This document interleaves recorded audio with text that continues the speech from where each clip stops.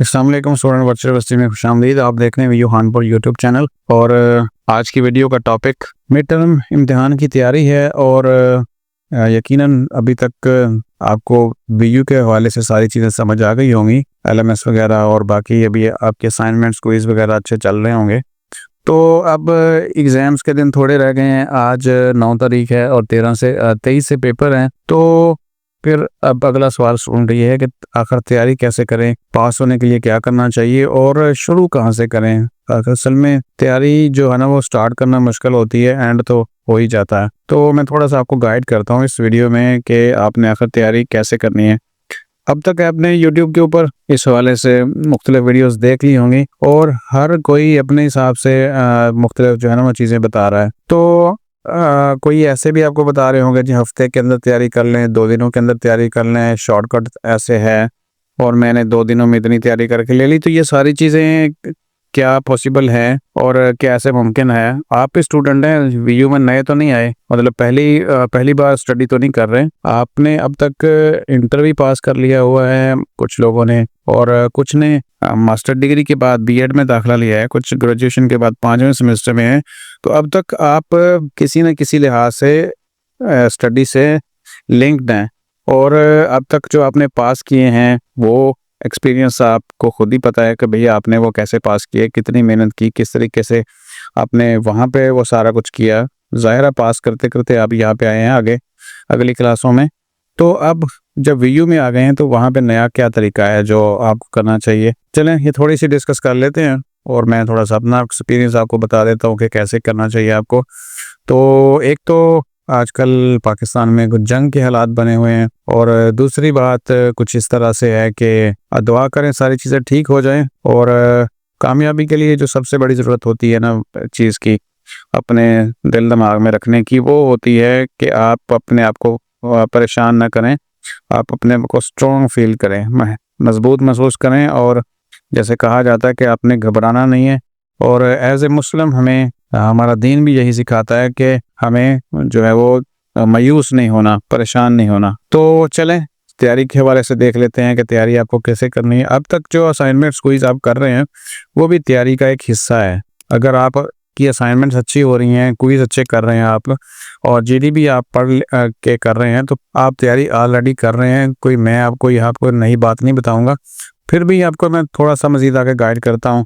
सबसे पहले तो आपने एलएमएस ओपन कर लेना है। एलएमएस के अंदर सिलेबस का आपको बता दिया गया है, कुछ की अपडेट्स आ चुकी हैं, कुछ मज़ीद आ जाएंगी। फ़र्ज़ करें हम सबसे पहले देख लेते हैं कि हमारे पास जो एक सब्जेक्ट है इंग्लिश 505, तो उसकी अनाउंसमेंट्स में हमें कितना सिलेबस दिया गया है। सबसे पहले तो सिलेबस का पता है और उसके बाद फिर हमने उसकी जो है ना वो रीडिंग स्टार्ट करनी है।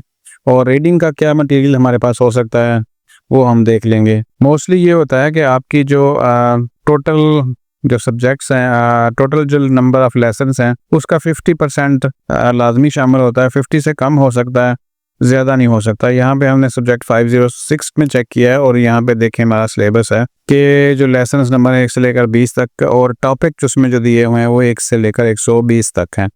तो अब हमें सबसे पहले तैयारी के लिए तो सबसे जो बेसिक चीज़ है वो हैंड आउट है उसी सब्जेक्ट का। आपको सबसे पहले हैंड आउट्स रीड करना है और उसके बाद अगर आपके पास टाइम मिलता है तो फिर मुख्तलिफ आप जो शार्ट नोट्स आपको मिल सकते हैं गूगल के ऊपर, वो भी आप सेकेंड चीज़ के ऊपर देखेंगे। फर्स्ट प्रायोरिटी आपकी हैंड आउट होना चाहिए और कम से कम पेपर से पहले तक आपको हैंड आउट्स 2 से 3 दफ़ा अच्छे तरीके से पढ़ लेना चाहिए। और अब हैंड आउट कहाँ से लेना है? एलएमएस में सभी के हैंड आउट्स अवेलेबल है। यहाँ हम देख लेते हैं इंग्लिश 506 का, इसके नाम को क्लिक करते हैं और नाम को क्लिक करने के बाद जो आगे इंटरफेस ओपन होता है वहाँ पे आपको डाउनलोड फाइल्स का एक लिंक नज़र आता है। हो सकता है कि कर्सर आपको शो हो रहा हो और जैसे ही उसका पेज ओपन होता है तो जहाँ पे जो हमें हैंड आउट्स के नाम से फ़ाइल मिलेगी वो होती है। यहाँ पे वैसे तो हर सब्जेक्ट लेसन्स का अलग अलग से भी दिया हुआ है, लेकिन हम एक फ़ाइल डाउनलोड करेंगे जो हमारे एक साथ होगी। और यहाँ पे देखें वर्ड फाइल भी है, लेसन जो है जिसमें 1 से लेकर 22 तक हैं और फिर आगे 23 से 45 तक हैं। तो हम यही वाली वर्ड फाइल भी ओपन डाउन कर सकते हैं और हमें पीडीएफ की फ़ाइल भी यहाँ पे अवेलेबल होगी ऊपर बाज़ का स्टूडेंट्स कहते हैं कि ये तो बहुत ज़्यादा फाइल्स हैं, तो इसमें से कौन सा करें। तो आपने जो हैंडआउट के नाम से फ़ाइल होती है वो आपने करनी है, बाकी किसी चीज़ को नहीं करना। तो इसमें पीडीएफ की फ़ाइल नहीं है और हमें जो एमएस वर्ड की फ़ाइल अवेलेबल है वो हम यहाँ से कर लेते हैं और 1 से लेकर 22 तक कर लेते हैं, क्योंकि अभी हमने मिड देना है तो जो सिलेबस है वो हमने मिड तक का ही देखना है। तो ये हमारे पास फ़ाइल डाउनलोड हो रही है और अब अगली बात है कि तैयारी करने की। हमें पता है कि इस बुक का हमने 1 से लेकर 20 तक जो है वो लेसन्स पढ़ने हैं, तो हमारा मिड टर्म हो जाएगा। फाइल ओपन हो गई है और यहाँ से हमने स्टार्ट कर लेना बिस्मिल्लाह पढ़ के। याद रखें सबसे जो बेसिक चीज़ है वो आपकी बुक है। इसके अलावा आपको कोई भी ऐसा जो मुख्तलिफ तरीके बताते हैं, मेरे ख्याल में वो वर्केबल नहीं है, काम नहीं कर सकते, क्योंकि बेसिक चीज़ है। वर्चुअल यूनिवर्सिटी ने आपका पेपर है इन हैंड आउट्स के अंदर से बनाना है, और अगर आप हैंड आउट को छोड़ के अपनी मर्जी से कुछ और ऐसा डाटा आपको मिल जाता है, पुराने पेपर देख लेते हैं और एमसीक्यूज फाइल देख लेते हैं, तो वो काम नहीं करेंगी। अब इसका मतलब बिल्कुल ये भी नहीं है कि आप उसको देखें ना, लेकिन फर्स्ट प्रायोरिटी आपकी हैंड आउट होनी चाहिए। उसके बाद फिर आप एमसीक्यूज की फ़ाइल भी देख लें, और जो ऑब्जेक्टिव और सब्जेक्टिव क्वेश्चंस की फ़ाइल इंटरनेट के ऊपर मिल जाती हैं वो भी देखें, तो आपको थोड़ा सा आइडिया हो जाए। लेकिन कम से कम ये आपको, आज 9 तारीख है और 9 और 13 दिन अभी तक भी बाकी हैं, और अब आपको जैसे क्विज़ वगैरह कर रहे हैं, असाइनमेंट्स भी कर रहे हैं, वो साथ साथ जैसे चीज़ें चलती हैं उसको भी चलाएं, लेकिन साथ साथ आप हैंड आउट्स की तैयारी शुरू करें और पढ़ना शुरू करें। अब सिंपल सी बात है, इंग्लिश एज ग्लोबल लैंग्वेज, अगर आप इतनी ये लाइन पढ़ ली है तो इसमें ऐसी कोई चीज़ आपको यकीनन नहीं लगेगी कि भाई इसका मुझे मतलब ही नहीं पता। और आगे अगर हम टॉपिक देखें, हम सिर्फ एक टॉपिक को देखते हैं, ज़्यादा हम लंबी बात नहीं करेंगे। The course gives an engaging overview of developing and concept of world. The course discuss the role of English as a single global language all over the world and its advantages for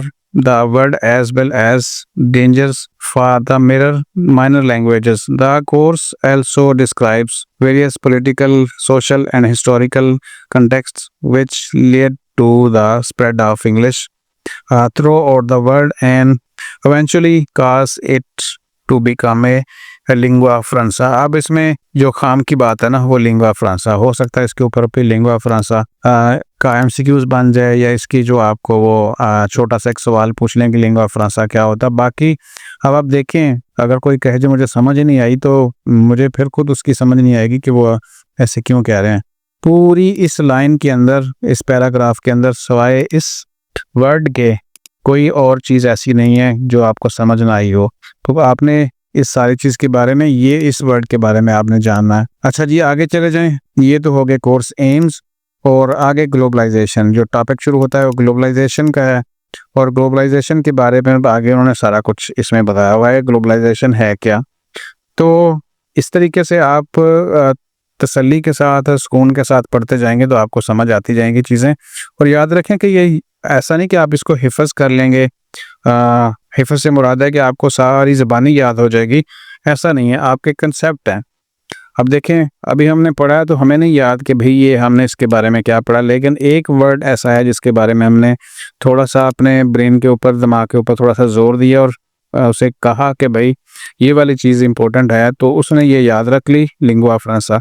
आपको भी याद हो गई होगी सुन के। तो इस तरीके से आपने अपने जो हैंडआउट्स हैं उनको अच्छे तरीके से पढ़ना है और अपने जो कंसेप्ट है ना उनको क्लियर करना है, तो आपकी तैयारी होती जाएगी। जब आप इसको 2-3 दफ़ा हैंडआउट्स को पढ़ लें तो आपको इस दौरान बिल्कुल भी घबराहट महसूस नहीं होनी चाहिए। अपने आप को कंपोज करें और मजबूत रखें अपने आप को, तो आप इंशाल्लाह पास भी हो जाएंगे अच्छे तरीके से और आपकी तैयारी भी हो जाएगी। लेकिन बात वही है कि परेशान नहीं होना और घबराना नहीं है। और इसके बाद जब आप इन चीज़ों को पढ़ लें तो फिर आप गूगल के ऊपर से जाके इसके जो पुरानी चीज़ें हैं, यानी पुरानी चीज़ों से मुराद है कि आप अगर पास्ट पेपर वगैरह देखना चाहते हैं तो फिर गूगल के ऊपर सर्च कर सकते हैं। उसके लिए भी सिंपल सी बात है, गूगल में जाएं, इंग्लिश 506 पास्ट पेपर, इतना सा लिखना है। गूगल किसी न किसी वेबसाइट के ऊपर आपको को डाउनलोड कर सकते हैं। तो ये तरीकाकार है आपकी तैयारी का, और इसके अलावा कोई शॉर्टकट नहीं है, कोई भी अगर आपको इस तरह की गाइड कर रहा है कि भाई आप 2 दिनों में तैयारी कर लें या 4 दिनों में कर लें या 24 घंटे के अंदर तैयारी कर लें या रात में कर लें और ये तरीके से कर लें, तो मुझे बातें वो समझ नहीं आती। और मेरे सामने बहुत सारे स्टूडेंट्स हैं, हज़ारों स्टूडेंट गुजर चुके हैं और हर सेमेस्टर में सैकड़ों मज़ीद नए आ जाते हैं। तो जो अच्छा रिजल्ट दिखा रहे होते हैं, मैं उनसे लाजमी पूछता हूँ कि भैया आप तैयारी किस तरह करते हैं। आपके भी आसपास दोस्तों में लाजमी ऐसे लोग शामिल होंगे जो टॉपर्स हैं, बड़ा अच्छा रिजल्ट देते हैं, तो आपने हमेशा उनको ये देखा होगा कि वो अपने जो सिलेबस की बुक्स हैं उसको पढ़ते हैं और एडिशनली अगर सिलेबस की बुक से कुछ चीज़ें क्लियर ना हो तो फिर जो रिकमेंडेड बुक्स हैं, साथ में हेल्पिंग बुक्स हैं, उनसे भी वो मदद लेते हैं। इसके अलावा जो भी शॉर्टकट के चक्कर में रहते हैं वो पास तो बाज़ औक़ात हो जाते हैं और बाज़ औक़ात को फेल भी हो जाते हैं, क्योंकि उन्होंने जो एक रिकमेंडेड तरीका था वो तो अडॉप्ट ही नहीं किया। तो इस तरीके से आप भी एक जो जेन्युइन तरीका है उसको यूज़ करें और तैयारी करें, तसल्ली के साथ अपने ऊपर भरोसा रखें और अपने अल्लाह के ऊपर, तो इंशाल्लाह आप कामयाब हो जाएंगे। वीडियो यहाँ पे ख़त्म कर रहा हूँ। अल्लाह ताला पाकिस्तान की हिफाजत फरमाए। पाकिस्तान जिंदाबाद।